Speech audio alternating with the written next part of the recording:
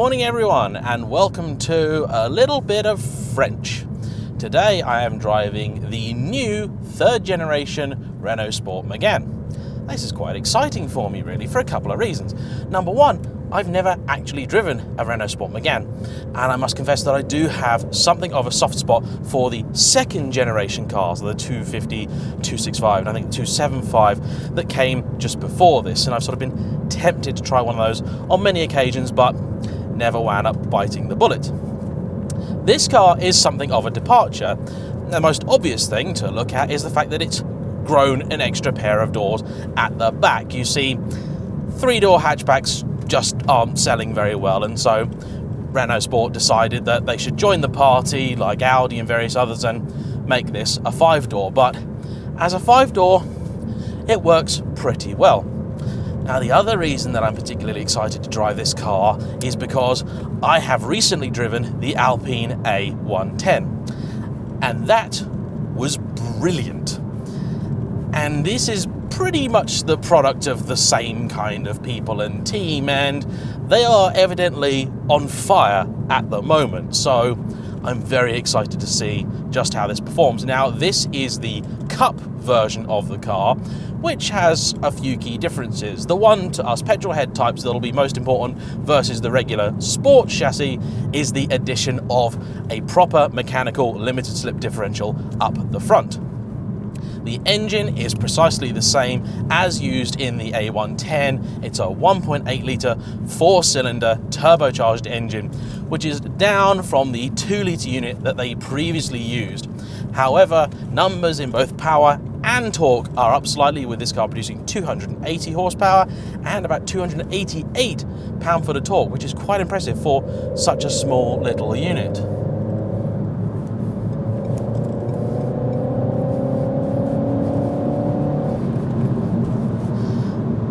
Now, cars come in many different shapes and forms. I drive an awful lot, and I tend to drive them fairly briskly, but I'm always pretty cautious with them. However, some cars, and it's not a very common thing, and it seems to be an even rarer thing now than ever before, some cars just talk to you immediately. This is pretty much what made me buy my Evora when I did. That car just spoke to me on a level that no car previously had before.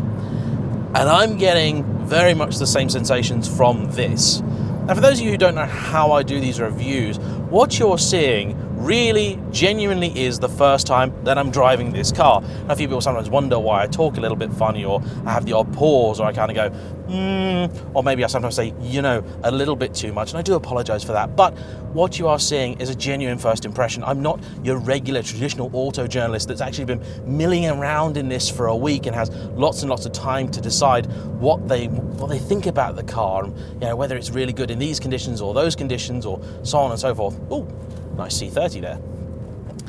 This is the first time behind the wheel of a car, and this car is really, really quite nice. Now, in initial impressions, there's just a couple of things in the cabin which, make it stand out as just not quite as premium as some of the German rivals. Oddly, the main one that's striking out to me at the minute is the heater controls here, which just have a large black center in them, which looks sort of oddly empty. This car, as many do now, has a very large screen here in the middle, but it is actually nicely integrated into the dash, so that kind of works well, so I can forgive the car for that. This wheel is really nice to hold. It's actually a pretty good size. It does have Alcantara on the top and bottom, but thankfully the sides are nice perforated leather, and it doesn't seem like it's too padded. It's a chunky wheel, but it's firm, and I do prefer a firm wheel. Now, this car is strictly front-wheel drive. However, what Renault have introduced in this generation of car is a very trick four-wheel steer system. Now, these kind of systems have appeared on a lot of other cars before. Porsche have become quite fond of it, and many manufacturers have been toying with it for many, many years. It's nothing particularly new, but it's interesting to see it making its way into this sort of market segment, because it's usually the sort of thing that appears only on premium cars. Now, if you're unaware of how these systems work, in a nutshell, at lower speeds, this car will turn the rear wheels to just a few degrees in the opposite direction to the fronts. The idea is that that in effect shortens the virtual wheelbase of the car and should help it turn a little bit more readily and easily. But when you're at higher speeds, the car will turn the rear wheels in the same direction. Not quite as much as when it does it the opposite way, but turn it just a little bit, just about a degree or so. And that makes the car more stable because it has the effect of lengthening the car's wheelbase. Of course, the wheelbase isn't actually really changing, but that's the feel that it has. That's what it kind of does. You'll note that Lamborghini actually have used a similar thing on the recent Aventador S to make that car handle better, because that's a real big old barge. This thing actually isn't that huge. Now, I did do a little bit of reading up on this car. I generally try and do the absolute minimum reading required when I come to review cars, because I don't want my opinion to be coloured by anyone else's. And the suspension in this car is something that I find very interesting indeed. On the face of it, the suspension isn't really very impressive at all, because it has regular struts up front and a torsion beam rear. Now, the reason I say torsion beam rear with a hint of doom and gloom is because this is the same setup that essentially ruined the Civic Type R. Honda used to have nice, fully independent, all-round suspension, crucially at the rear as well. And then for the FN2 generation, that's the kind of triangular spaceship-looking one, they ditched that and put a torsion beam setup in the back. Now, torsion beam is a fairly old-fashioned, very simple solution for doing your suspension, but it's not very good from a performance perspective. I mean, it lets you package your car better. It's one of the reasons that Civic in particular had such a capacious boot. However, it did knacker the handling. So when I saw that this car had that, I was a little bit worried. However, the guys at Renault have anticipated my concerns. You see, they've fitted what they would term, I suppose, a double damper technology.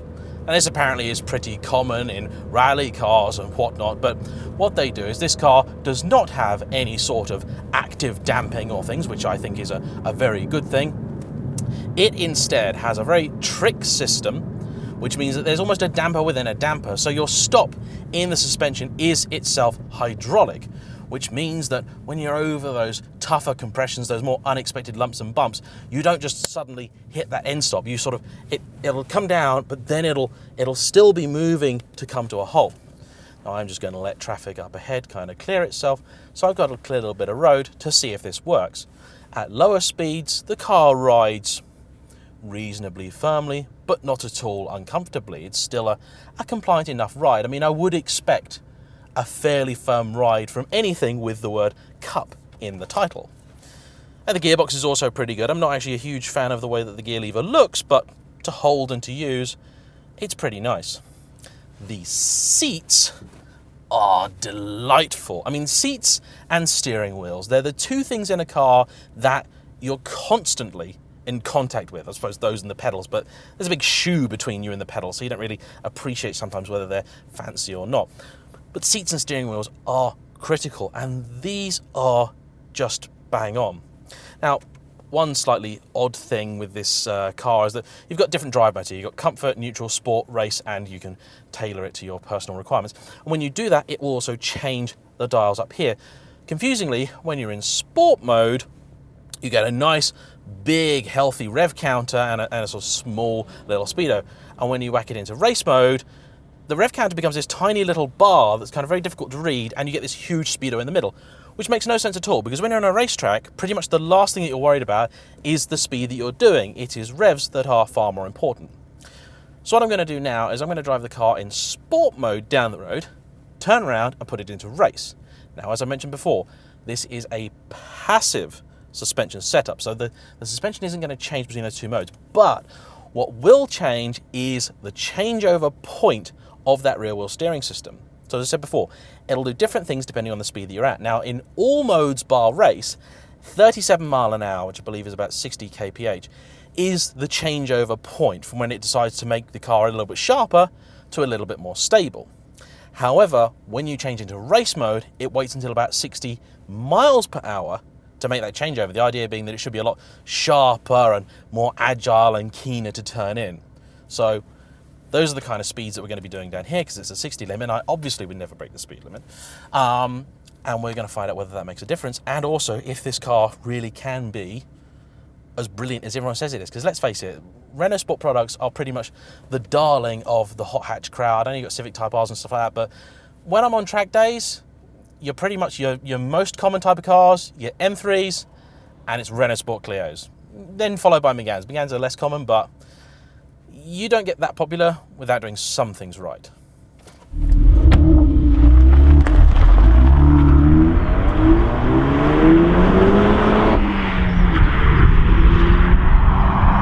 And the clutch is quite high in this car, which is kind of more of an observation than a criticism. I'm kind of getting used to it, but it's one of these things when you drive so many cars, you just have to get used to different pedal setups.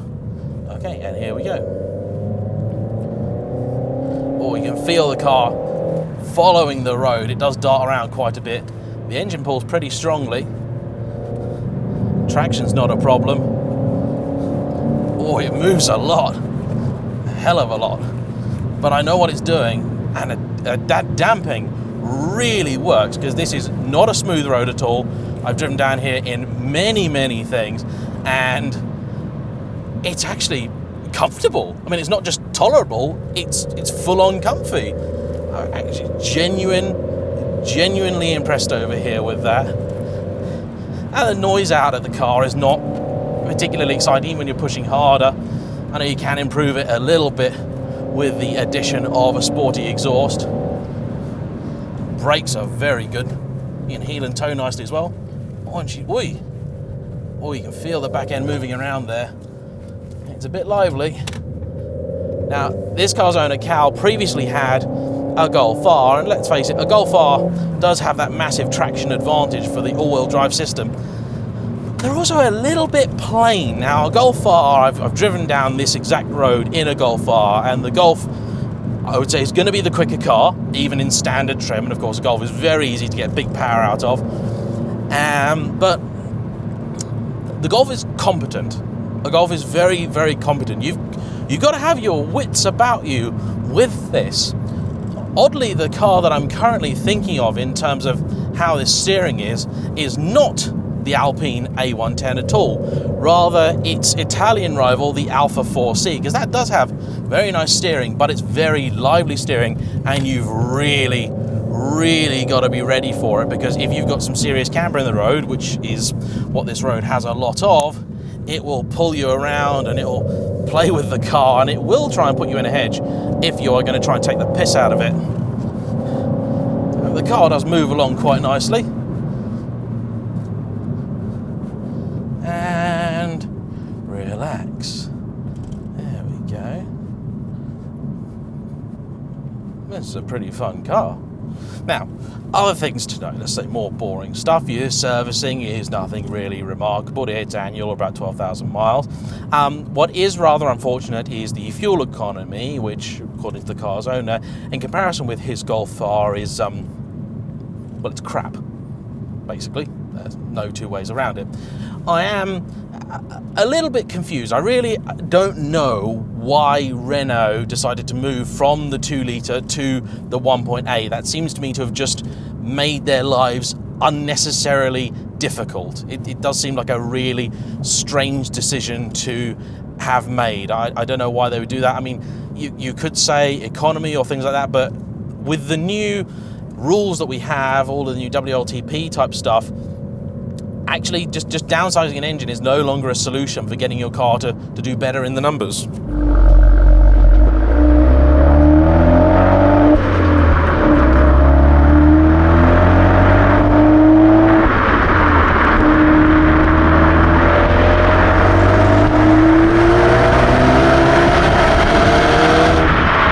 There's a reasonable amount of turbo lag, but the car's pretty smooth.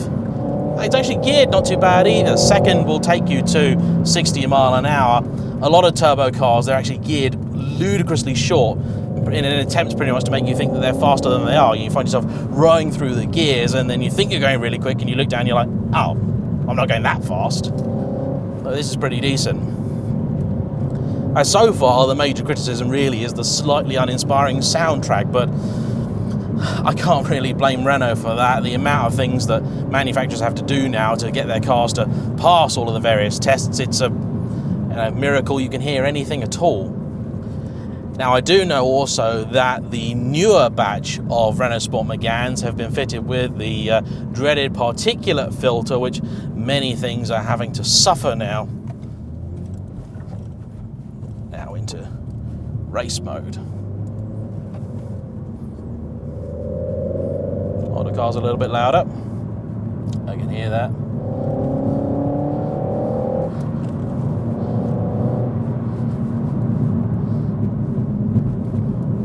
Oh yeah, you really can feel it. It is just that much twitchier and that much keener to turn in. It's a very odd sensation. It's kind of like somebody is giving the back of the car just a little nudge, just a tiny bit. It's like someone's fitted some little thrusters to the back of the car, which is sort of what it is doing.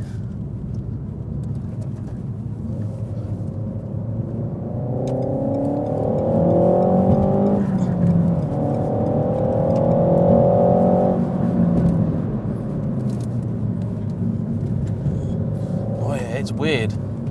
You feel it really bringing the back end round. It does take a little bit of thought. It's actually a conscious process in my head going around, because it almost feels like it's the back end trying to break away, but actually it's not at all. It's the back end shifting around and pointing you in the direction that you want it to. Now, today it's pretty dry.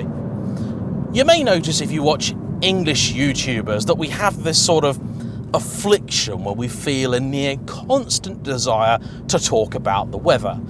That is because the lives of the entire English people is controlled entirely by the weather. If we didn't have weather, we would have literally nothing to talk about. I mean, the weather is to the English like the Nazis are to the Discovery Channel. If they didn't exist, we just wouldn't have anything. Now, in the last week, we've had sort of cold and snow and ice, and then it suddenly turned to become really nice and warm. It was 21 degrees centigrade in London the other day. That's summer temperatures. Today it's not quite as hot, but it is at least nice and dry. And my experience of these cars, chiefly the Civic Type R, would tell me that when it does get a little wet underground with this kind of power in a car, it is going to struggle a little bit. These are the ideal conditions for it, but I guess this is the kind of compromise that you're going to have to make if you want to have a nice front-wheel drive hatch. And when all's said and done, when you've had your fun, this car has an awful lot going for it. For a Renault, it's very nicely appointed. They have gone really upmarket with this. Like I say, I have a couple of small criticisms, but they are truly that, small criticisms. You may have seen the fact that my friend Stuart has recently got an Audi S1. Now, the S1 in theory is about the same money as this, kind of the £30,000 mark. And this feels way nicer inside than the Audi. And that's not right, is it? A Renault being nicer than an Audi on the inside? What is this crazy world that we live in? Yeah, gearing is pretty much how I would like it. The car turns, steers nicely, looks great. The boot is not massive, and this one's got a big old Bose subwoofer in it because this has a nice Bose sound system. Again, a nice little thing to see in a car like this. And I gotta say, if I was shopping for a front-wheel drive hot hatch, this would be right up there for me. It is pretty awesome because it's hot enough, but it's also nice and hatchy as well. And in fact, if I put my hand behind me, there's just about enough room in the back for someone with legs behind me, and I could put my seat a little bit forward if I wanted to. And that's what this car's owner's bought it for. He needs something that is practical, can be dailied, but he does like having his fun every now and again. But he doesn't want to show off about it, but he does still want a car that's nice to look at. And this certainly is, especially in this colour that we can't quite remember what it's called, but it may be Tornado Red. I think it's a lovely thing. I was a sucker for Renault Sport products in yellow myself. I do love a liquid yellow car, but this has impressed me. Renault are really working their arse off to make nice cars, and it's paying off. I like the Renault Sport 3, which I didn't think I would actually. So there we go. Hope you've enjoyed this brief little look at this newest Renault Sport product, and if you happen to have enjoyed this and you have one of the older Renault Sport products, either a Clio or a Megane, and you'd like to see on the channel, please do get in touch, because I would love to continue my journey of discovery of French goodness. They're an odd people, the French. When it comes to cars, most of the time they just can't be asked. But when they get together and they decide to make something, they don't half get it right. Please hit that subscribe button if you haven't already. It does make a big difference to me and the channel. Like the video, even if you didn't like it. I mean, hit the dislike. All interaction is good, I've got to be fair. And do leave a comment if you've got this far. Thanks for watching, everyone. See you on the next one. Bye-bye.